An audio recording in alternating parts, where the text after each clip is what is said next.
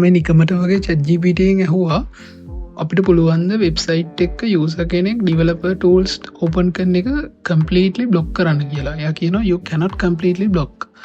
ඒ කියන්නේ එයා කියන්නේ අපිට ඒක සම්පූර්ණයෙන් block කරන්න බෑ. හැබැයි අපිට නිකන් smart විදිහට ඒක එයා පොඩි බාධක වගේ දේවල් දාන්න පුළුවන් කියලා. ඒ කියන්නේ එයා ඒකෙන් recommend කරනවා මේ right click කරන එක disable කරන්න කියලා. මෙන්න මෙතන කරන්නේ block right click කියන එක. ඊට පස්සේ එයා දෙවෙනි option එක විදිහට දෙන්නේ මේ සාමාන්‍ය Windows වලයි Mac OS වලයි දෙකේම control shift I නුයි control shift J නුයි. ඒ කියන්නේ Windows වල Mac OS එකේ command එකේ option එකේ I එකයි click කරලා මේ developer tools open කරන්න පුළුවන්.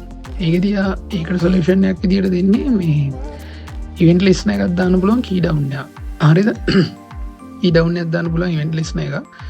එතෙන්දී අපිට එයාගේ developer tools open වෙන එක නිකම් පොඩි barrier එකක් දාන්න පුළුවන්. හැබැයි මේ කවදාවත් මේක අපිට completely නවත්තන්න බෑ. මොකද මෙන්න මේ user ට පුළුවන් මෙන්න මේ උඩ තියෙන tick තුන click කරලා මෙතන more tools වලට ගිහිල්ලා developer tools වලට ගියන් පස්සේ එයාට පුළුවන් console එකේ elements ඕන එකක් open කරගන්න. completely අපිට ඒක නවත්තන්න බෑ. ඒක නිසා මේ ChatGPT එකේ recommend කරලා තියෙනවා best practice කියලා.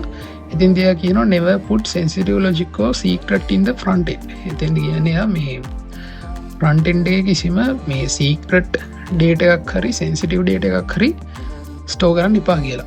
always keep important logics validation or data protection on the server side. කියන්නේ මේ හැමතිස්සෙම secret data important logics sensitive data ඔක්කොම මේ back end එකේ server side එකේ තියාගන්න කියලා.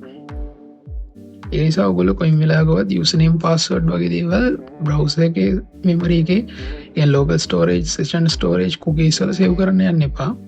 ඒකට තියෙනවා වෙනම يعني authentication වලට තියෙනවා JSON web tokens වගේ token system. ඒවා පාවිච්චි කරන්න. ඒව ගැන වීඩියෝ එකක් ඉස්සරහට ඕනනම් කමෙන්ට් එකක් දාන්න. මම ඒව ගැනත් වීඩියෝ එකක් ඉස්සරහට අරගෙන එන්නම්.